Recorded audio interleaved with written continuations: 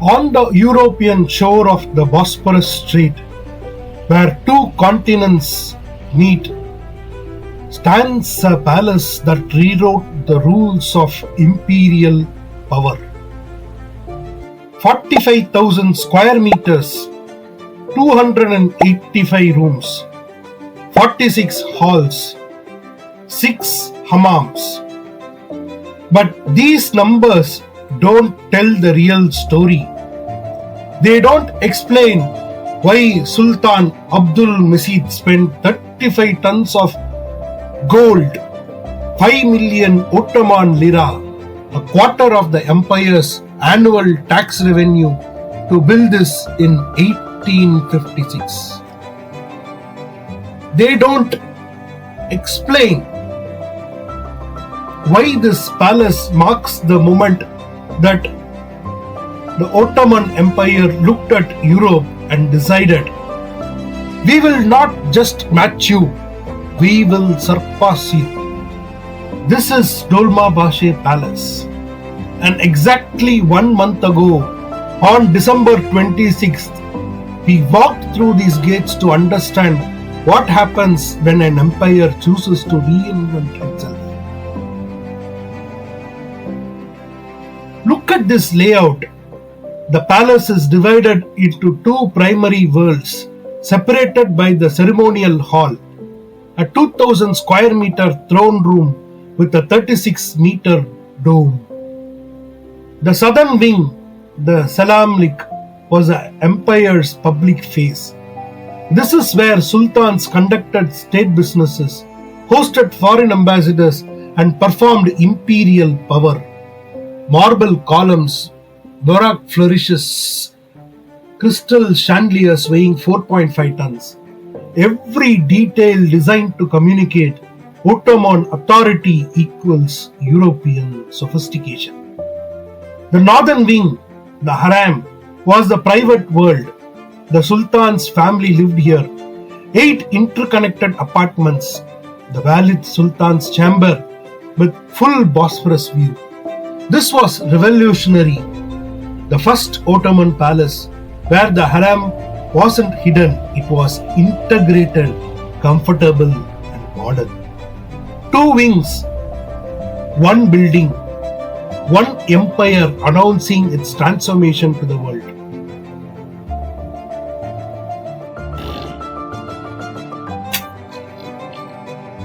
On December 26th, standing here with our family, I realized something. This palace isn't just architecture. It's a conversation frozen in marble and crystal.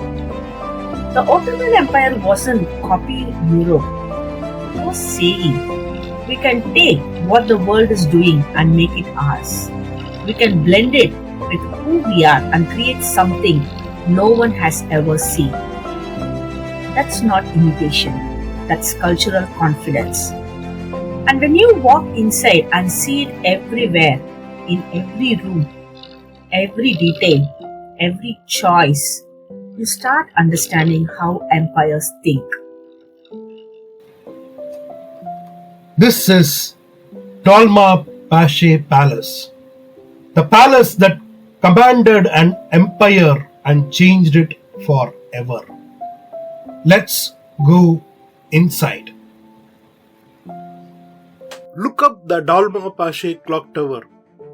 Stands proudly at the entrance like a timekeeper watching over the Bosphorus. Built by Sultan Abdul Hamid II in the late 1800s. It blends the Ottoman and European design with 4 elegant clock faces.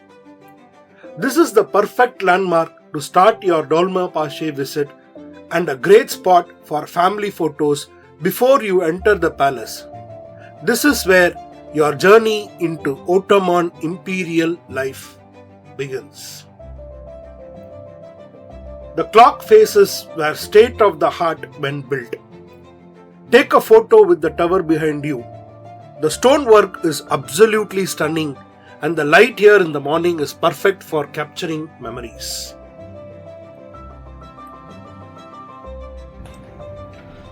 Alright, we have shown you why Dolmabahçe matters historically. Now let's walk through exactly what you will see when you enter these gates.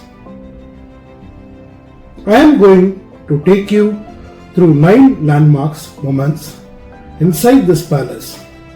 The spaces that defined Ottoman power, the architectural choices that announced an empire's transformation, and the details most tourists walk right past without understanding. We filmed every corner of this palace on December 26. What you are about to see isn't a rushed tour, it's a master class in reading history through architecture. Here is what we learn. Dolmabahçe isn't random opulence. Every gate tells a story. Every hall serves as a purpose. Every chandelier represents a choice about how the Ottoman Empire wanted the world to see them.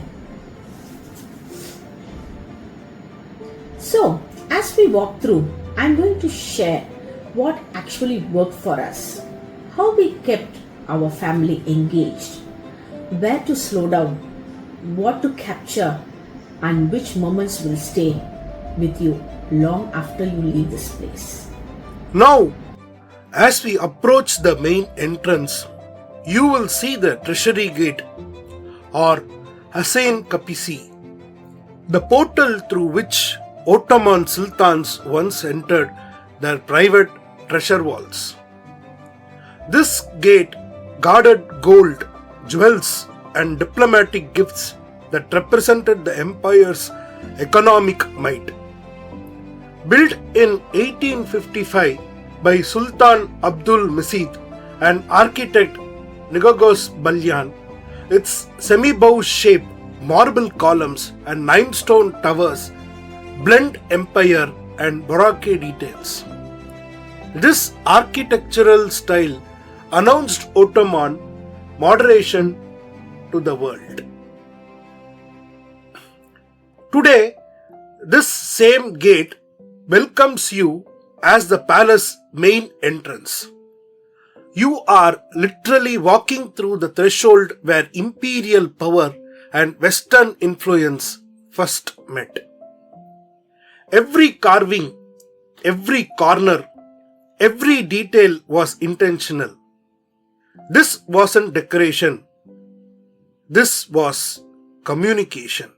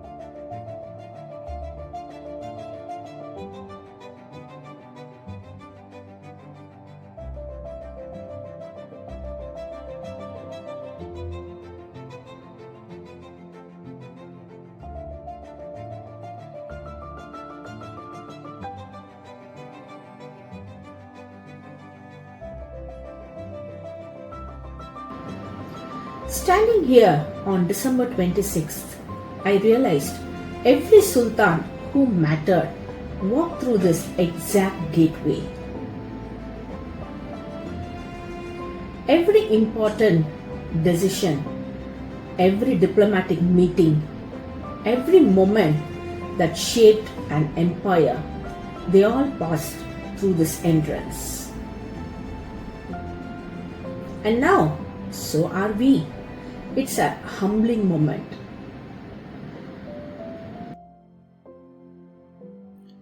Just another tip. In this gate, there is an office where can submit your passport or national ID for exchange of the audio guide. So please make sure you have the passports.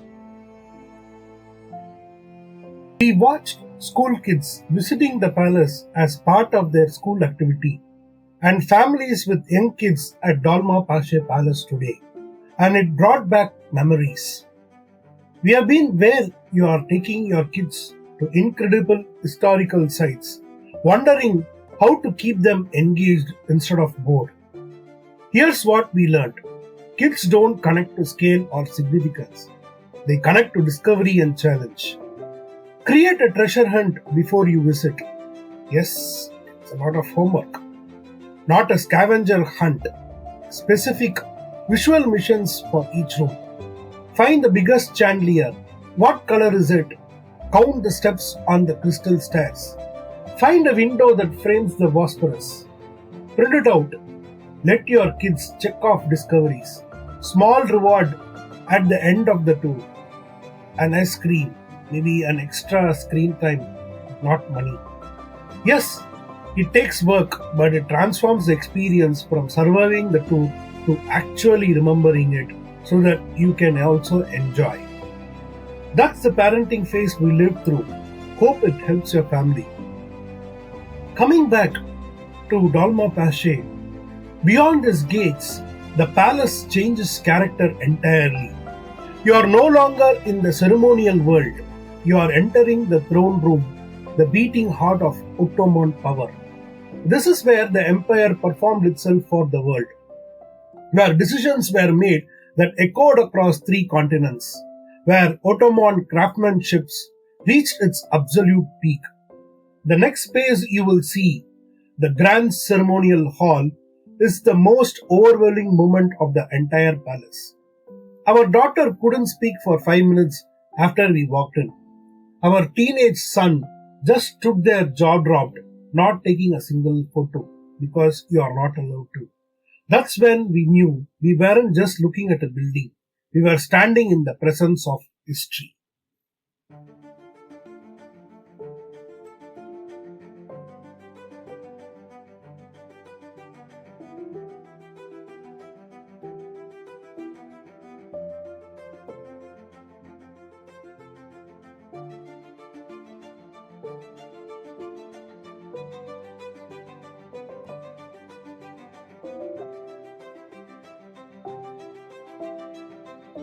The Grand Ceremonial Hall, or Valide Sultan, is the beating heart of Dolmabahçe Palace, a 2,000 square meter throne room crowned by a 36-meter dome. And here's what takes your breath away: the world's largest Bohemian crystal chandelier. This is where Sultan once received foreign ambassadors, hosted imperial banquets, and held religious festivals that decided the empire's future. When you stand here, you are in the exact space where Ottoman power, European diplomacy, and history all met under one glittering ceiling. Every surface, every mirror, every inch of carpet, every architectural element was designed to communicate a single message. Welcome to the Ottoman Empire. We are not backwards. We are not declining. We are the equal of any European power. We are, in fact, more magnificent. When we stepped into this room, and yes, we could see it from the entrance area, our teenage daughter's jaw literally dropped. Imagine gold leaf everywhere, mirrors reflecting light in every direction, the chandelier glittering like 1,000 stars. It's the definition of Ottoman opulence. But here is what impressed me most: the craftsmanship. Every detail, from the carpet patterns to the wall inlays, tells a story of Ottoman artisans working for years to perfect each room. This wasn't made fast, this was made right. As you approach the crystal staircase, This is a movement that defines Dolmabahçe. This masterpiece of imperial ambition is shaped as a double horseshoe and built from Baccarat crystals, brass and mahogany by the Armenian Belian architects in 1850s. Its crystal banisters catch and refract natural light from a glass ceiling above, while a Victorian-era chandelier illuminates the space below, creating a shimmering bridge between the palace's ceremonial halls and private quarters. This wasn't a staircase, it was a statement of modernity, providing the Ottoman Empire could match European luxury gram for gram, crystal for crystal. Every single piece of crystal was individually crafted. Imagine the labor. Imagine the cost. Imagine standing at the bottom looking up, knowing that every step you climb is a step through history. The engineering is phenomenal. Every crystal piece is individually crafted. The way the light dances through these banisters, it's like walking through a prism. For families, this is where history and artistry become tangible. Your kids won't understand Ottoman architecture, but they will understand beauty. Let your eyes adjust and really see the details. Take your time here. This moment matters.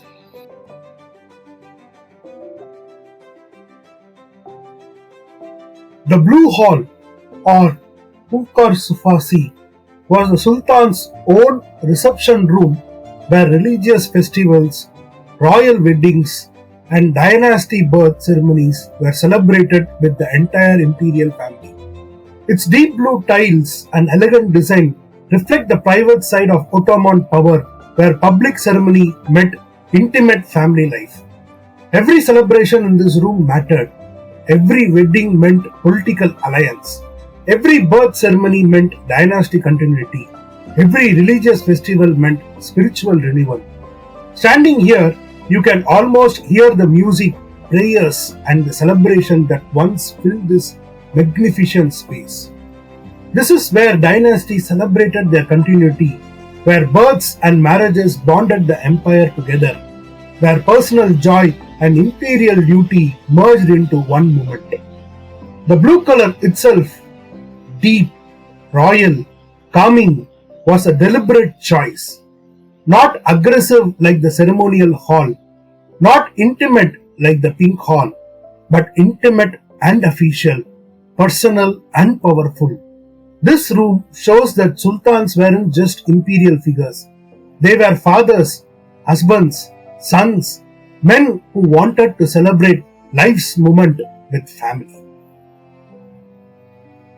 The Sultan's bath in the Selamlik or Hünkâr Hamamı was the private spa of the Ottoman ruler, carved in gleaming marble and rare alabaster. With steam, water, and light carefully choreographed like a royal ritual, this is where the Sultan purified himself before major ceremonies, blending cleanliness, spirituality, and status in one sacred daily routine. Most people think a hammam is just a bath, but that's missing the point entirely. Ottoman bathing culture was spiritual practice. It was preparation. It was meditation. For the Sultan, the hammam was escape, the one place where imperial responsibility could be suspended, where he could be alone, where the weight of empire could literally wash away. The marble is rare, the alabaster is precious, the craftsmanship is extraordinary, but the real luxury wasn't material. It was privacy, it was solitude, it was the sacred space to just. Standing outside this hammam, you are looking at the most intimate corner of power inside Dolmabahçe. Bathing wasn't just hygiene, it was spiritual preparation, a moment of solitude before facing the empire's demand. You can also experience this hammam way of bathing in Turkey. suggest you get this experience before leaving Turkey. Standing in the Valide Sultan's room, I felt a connection across centuries. This woman had political influence. She controlled household affairs. She shaped her son's decisions. She wielded power in a system that officially denied her power. For mothers and daughters traveling together, this room speaks directly to you. It's about female agency in a palace filled with symbols of male power. Look at the craftsmanship in this room. Look at the position of this window deliberately placed to control the view. The Valide Sultan wasn't decorating, she was positioning herself. The painting museum, housed in the Crown Prince's former residence, displays around 200 masterpieces that reveal the Ottoman Empire's embrace of Western art in the 19th century. Here, you will see works by Turkish pioneers like Osman Hamidi Bey, the father of Turkish art, court painters who captured royal life, and even marine scenes by the legendary Ivan Havasovsky. But here's what profound. These weren't Western artists hired to paint Ottoman scenes. These are Ottoman artists learning Western techniques and applying them to Ottoman subjects. The empire isn't imitating Europe, it's absorbing European methods while maintaining Ottoman identity. This collection is a quiet testament to cultural confidence. The Ottoman elite could say, "We don't need to hide our methods or our artists. We can display our transformation openly." It's a visual record of an empire's evolution, and it's hidden in a corner of the palace that most tourists walk past without understanding its significance. Standing in the harem, I'm struck by something. We talk about the Ottoman Empire like it was ruled by men in grand halls making declarations. But the reality? The actual power? A lot of it was here. The Valide Sultan, the Sultan's mother, she shaped wars. She advised on treaties. She decided succession. All from these spaces that the formal world pretended were just decorative. For centuries, this was the Sultanate of Women, and it's easy to dismiss that because we can't see those decisions being made. But watching empires fall and rise, it wasn't because of what happened in the throne room alone. It was because of what happened here, in bedrooms, in reception halls, in private councils that nobody documented because women weren't supposed to have that power. Standing here, I realize real power often looks invisible, and that's exactly why you have to look harder to see it. That's what the harem teaches us. Behind silk curtains in these private rooms. The Imperial Gate, or Sultanate Kapı, was the grand ceremonial entrance built in the mid-1800s under Sultan Abdul Mesid I. Its Baroque marble carvings, Ottoman crest, and towering iron doors mark the boundary between busy Istanbul and the private world of sultans and ambassadors. When you walk through this gate today, you are crossing the same threshold where emperors, diplomats, and royal guests once entered the palace. Look at the craftsmanship. Every carving tells a story of power, prestige, and artistic mastery. The architects weren't just building a gate, they were creating a statement, a promise, a warning even. They are saying the Ottoman Empire is not declining, it is ascending. Alright, let's talk strategy. Here's what we learned on December 26th that actually worked. Arrive early. We got there at 8:45 am. This was transformative. The palace felt spacious. We had 45 minutes before significant crowd arrived. The morning light was perfect. You could actually breathe while looking at the chandeliers. This is non-negotiable. For your planning, tickets typically go on sale at 9 am. Arrive by 8:30. You will thank us. But also please check out on Istanbul e-pass. Use the free audio guide. The palace has minimal signage. The audio guide is included with your ticket, and you need to submit your passport or national ID card. So it's available in 10 languages. Without it, you are walking through pretty rooms. With it, you are reading Ottoman history through space and design. This is the difference between tourism and understanding. So please bring your passport. Wear proper walking shoes. You walk approximately 1.5 kilometers inside the palace. Dress shoes will destroy your feet by the crystal staircase. Invest in comfort. For your kids, turn it into a game. Give them a list. Can you find the room with 4 clocks on top of the tower? How many crystal chandeliers can you count? Look for Ottoman symbols in the tiles. How many can you count? This transforms passive walking into active detective work. They are no longer bored because they have a mission. For teenagers, don't bore them with dates. Hit them with design thinking. Ottoman architects were the first to blend Eastern and European style. Look at this marble work. Is it Ottoman or European? Why? Take a break in the garden. Halfway through, the palace interior is intense.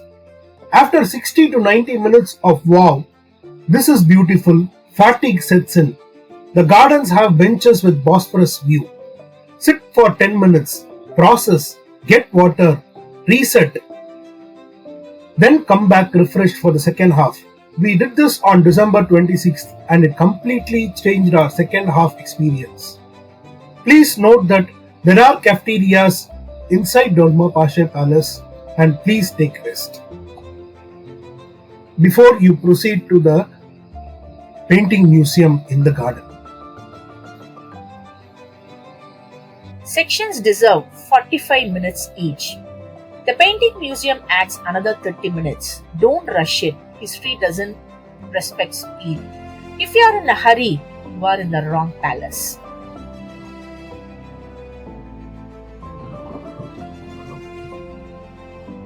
Bring a camera for outside shots.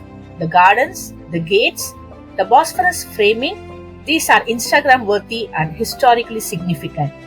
Capture these moments, you won't see them anywhere else.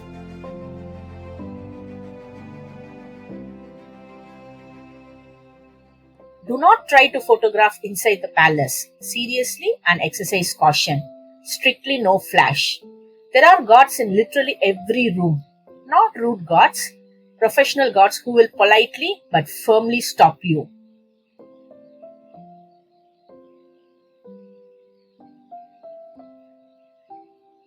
Don't arrive after 10 am on weekends.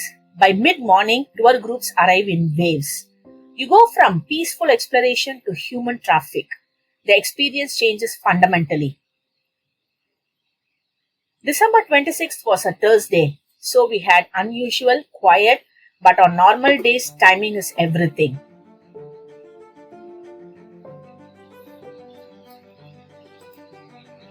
Don't skip the Treasury gate approach. Most tourists rush past it toward the main entrance. The Treasury gate has marble details and historical significance that set the tone for everything inside. Spend 5 minutes here. It's worth it.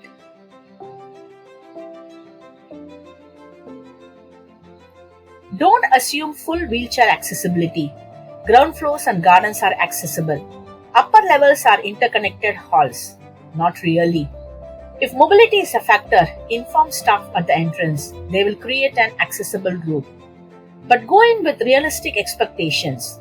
Dolmabahçe wasn't built for wheelchairs. It was built for 1855.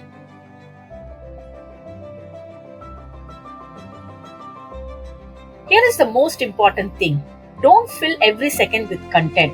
Leave space for awe. On December 26th, we stopped for 2 minutes in front of the pink hall's window just to watch the Bosphorus light. That's a memory everyone still talks about. The western staircase isn't about photos. The chandelier isn't about Instagram. We are about standing in the presence of human excellence and letting that sink in.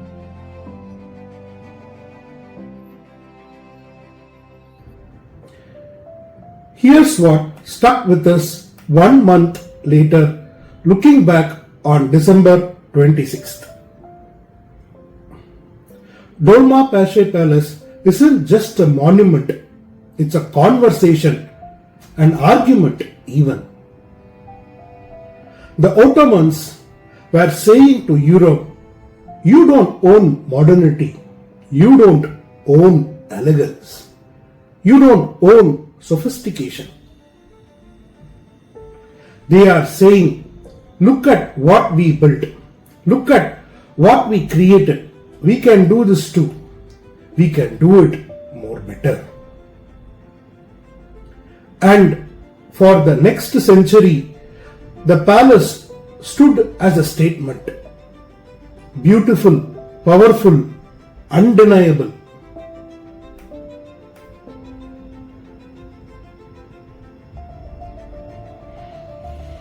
When you visit, and you should, you are not just looking at crystals and marbles.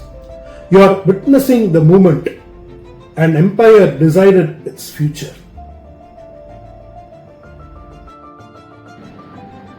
Walking through Dolmabahçe as a family on December 26th changed how we think about travel. It's not about checking boxes, it's about understanding. Understanding why humans build certain ways, understanding what they value, understanding how power actually looks when it tries to convince the world of its legitimacy. Our daughter asked, did it work? Did it convince Europe?